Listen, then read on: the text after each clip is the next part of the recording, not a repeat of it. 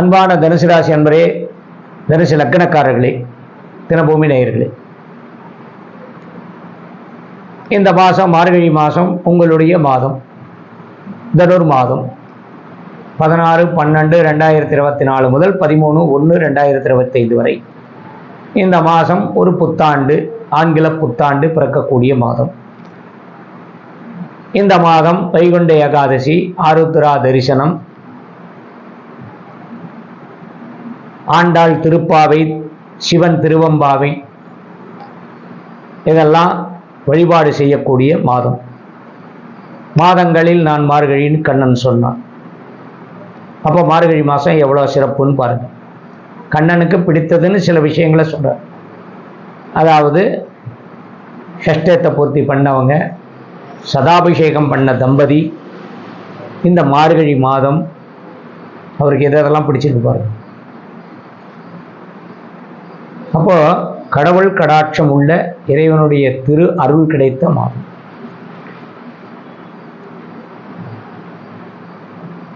இந்த மாசத்துல நான் சொன்ன மாதிரி திருமணம் ஆகாத இருக்கக்கூடிய ஆண்கள், பெண்கள், அவர்களை பெற்றவர்கள் அனைவரும் மார்கழி மாதம் விரதம் இருந்து திருப்பாவை பாடி, திருவம்பாவை பாடி, பெருமாள் ஆலயத்துக்கு ஒரு நாள், சிவாலயத்துக்கு ஒரு நாள் போய், இந்த மாசத்துல ஒரு சிறப்பு என்னன்னா 2 சனி பிரதோஷம் வருது. அந்த 2 சனி பிரதோஷமும் சிவாலயத்துக்கு போய் நந்தி தேவனை வழிபட்டு உங்களுடைய குறைகள் எல்லாம் சொல்லி வந்தால் எல்லாமே தீரும். பொதுவாக தனுசு ராசிக்கு 3 விதமான எண்ணம், செயல் வரும். பொதுவாக எல்லா லக்கணத்துக்கும் எல்லா ராசிக்கும் 3 விதமான செயல்களை கொடுக்கும் அந்த மாதத்தில். மாதத்தினை முதல் பகுதி, நடுப்பகுதி, பின்பகுதின்னு சொல்லி. அந்த மாதிரி இந்த முப்பரிமாணம் உள்ள அந்த ராசியில் சூரியன் வந்து உட்கார்ந்துருக்கார். சூரியனுடைய கடாட்சம் பெற்ற மாசம் இது.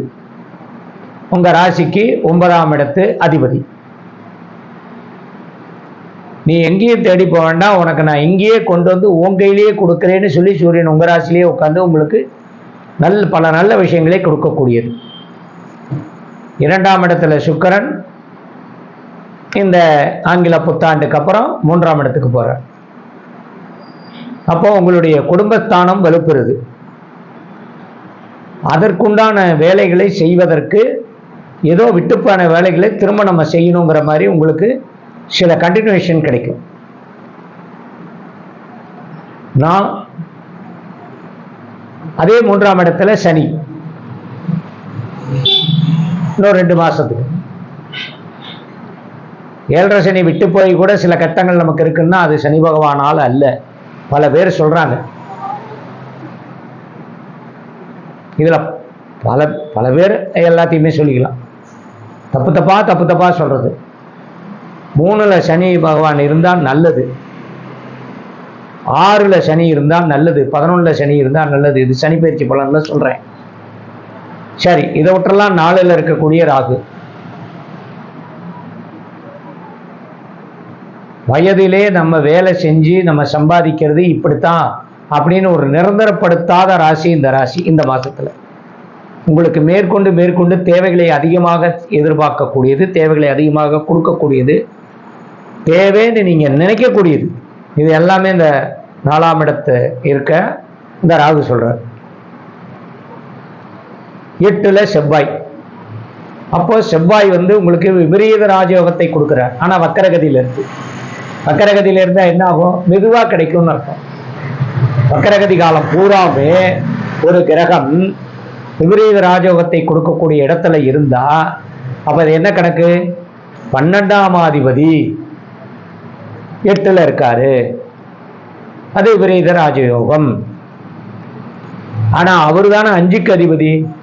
அப்போ முதல்ல 5க்கு அதிபதியானவர் 8ல் இருந்தா குடும்பத்துக்குள்ள மகன், மகள், குடும்ப உறவுகளுக்குள்ள கொஞ்சம் தேவையை அதிகமாக கொண்டு வந்து கொடுக்கிறார். மாதத்தினுடைய பின்பகுதியில அட்லாஸ்ட் கடைசியா இன்னைக்கு தான் லாஸ்ட் டேட்டு, இன்னைக்கு நம்ம கட்டலாம், நாளைக்கு நமக்கு அபராதம்னு சொல்லக்கூடிய நேரத்துல தான் உங்களுக்கு அது கிடைக்கும். இதுதான் 2 இடத்துக்கு அதிபதியானவர் ஒரு ராஜயோகத்துல இருந்தா இதை செய்வார். சும்மா இஷ்டத்துக்கு விட்டுருவாங்க. ராஜயோகம், பாரிஜாத யோகம், விருதராஜம் எடுத்த உடனேயும்லாம் இருக்காது. ஏங்கணும். எப்பவுமே கேட்டவனையும் கிடைச்சா அதுக்கு மதிப்பு இல்லை. எதிர்பார்த்து கிடைச்சதுன்னா அதுக்கு மதிப்பு உண்டு. எதிர்பார்க்காம கிடைக்கிறதுக்கு பேர் தான் அதிர்ஷ்டம். அது 5, 9 அந்த திருகோணாதிபதிகள் கொடுக்கிறது. உங்களுக்கு 5, 6 செவ்வாய், அவர் தான் கடைசியா உங்களுக்கு விபரீத ராஜயோகத்திலிருந்து கண்டிப்பா கொடுக்கிறார். அடுத்து 9 யாரு? சூரியன். அவர் உங்க இடத்துலயே இருக்கு. சரி, பரவாயில்ல, இவர் கஷ்டப்படுறார், இவருக்கு நம்ம ஏதாவது உதவி பண்ணணும் அப்படிங்கிற மாதிரி இந்த சூரியனுடைய இது. சூரியன், இந்த சூரியன் நமக்கு இப்போ நம்ம கண்ணால பார்க்கக்கூடிய சூரியன், அது இல்லாம 12 ஆதித்யர்கள் இருக்காங்க. யாராவது சூரிய பகவானை கும்பிட்டது பார்த்துருக்கோமா? கிடையாது. ஒரு ஃபங்க்ஷன் பண்ணும்போதாவது கண்டிப்பாக அந்த மந்திரங்கள் இருக்கு, கண்டிப்பா நம்ம சொல்றோம். சூரியம் சுந்தரலோக மாமாமிர்தம் வேதாந்த சாரம் சிவம் அப்படின்னு சொல்லக்கூடிய அந்த மந்திரங்களை சொல்றோம். அதுவே வேண்டாம், தமிழ்லேயே சொல்லுங்க. காசியில் இழை நிற்கும் கதிரொளி ஆகி எங்கும் பூசணையை போற்ற புசிப்பொடு சுகத்தை நல்கும் வாசி ஏழுடைய தேர்மேல் மகாகிரி வளமாய் வந்த தேசிகா என்னை ரட்சிப்பாய் கதிரவனையே போற்றி. நீங்க தான் தமிழ் சொல்ல வேண்டியதானே? உங்களுக்கு 9 அதிர்ஷ்டத்தை கொடுத்தே தீரணும் அந்த சூரியனால். சொல்லுங்க. எல்லாத்துக்கும் அருணகிரிநாதர் மாதிரி ஒரு தமிழ் இருக்கா? அகத்தியர் மாதிரி ஒரு தமிழ் இருக்கா? புறநானூறு தமிழ் இருக்கா? சங்கத்தமிழ்கள் 3ம் தா அப்படின்னு நம்ம விநாயகர்கிட்ட அவை பாட்டியார் சொல்லலையா? அதுக்கு நம்ம என்னென்ன கொடுக்கணும்னு சொல்றாருல, பாலும் தெளிதேனும் பாகும் பருப்பும் இவையினாலும் கலந்தனுக்கு நான் தருவேன். கோலம் செய் துங்க கரிமுகத்து தோமணியே நீ எனக்கு சங்கத்தமிழ் 3ம் தான். அந்த தமிழை கொண்டாடுங்க. ஆனா சூரியனை யாருமே கும்பிடுறதில்லை. நானும் பார்த்துட்டேன். நம்ம தான் இப்போ எழுந்த உடனேயும் என்ன சொல்றாங்க, அந்த காலத்திலேருந்து காஃபி டீப்பாயில் காஃபியை வச்சுக்க வேண்டியது, ஒரு பேப்பர் எடுக்க வேண்டியது, உடனே எடுத்த உடனேயும் விரைவை செய்திகளாகட்டும் தலைப்புச் செய்திகளாகட்டும் எல்லாமே இதை பற்றியே தான் பேசுது. நல்ல விஷயங்கள் யாராவது பேசுகிறாங்களா? கிடையாது. அப்போ நம்மளுடைய வாழ்க்கை முறை மாறி போச்சு. கடவுளை கும்பிடுவது நமக்கு தேவையானதாக அல்ல, ஏதோ அப்படிங்கிற மாதிரி ஆயிடுச்சு. அதனால் அந்த மாதிரி இருக்காதீங்க. தனுசு ராசிக்காரர்கள் சிறப்பானவர்கள், எதை பற்றியும் கவலைப்படாதவர்கள். இந்த மாதத்தில் உண்மையிலுமே நல்ல சிறப்பான பலன்கள்லாம் இருக்குது.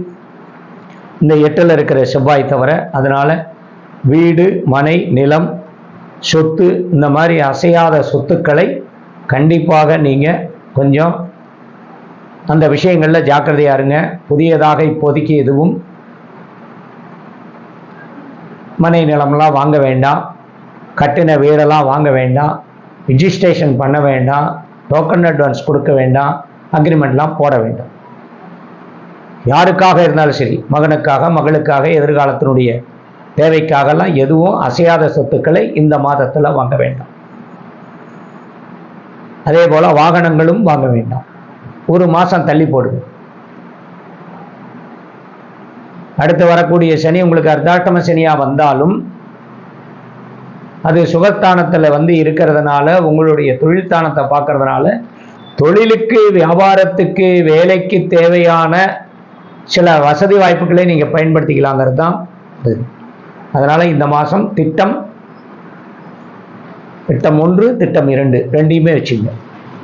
வயதானவர்கள் உங்களுடைய உடல்நல அக்கறை எடுத்துங்க, ஆஸ்பத்திரி செலவு வைக்கும். அதனால் ஜாக்கிரதையாக இருங்க. வெளியில் அதிகபட்சமாக வெளியில் போக வேண்டாம். நல்லதே நடக்கும். மீண்டும் சந்திப்போம்.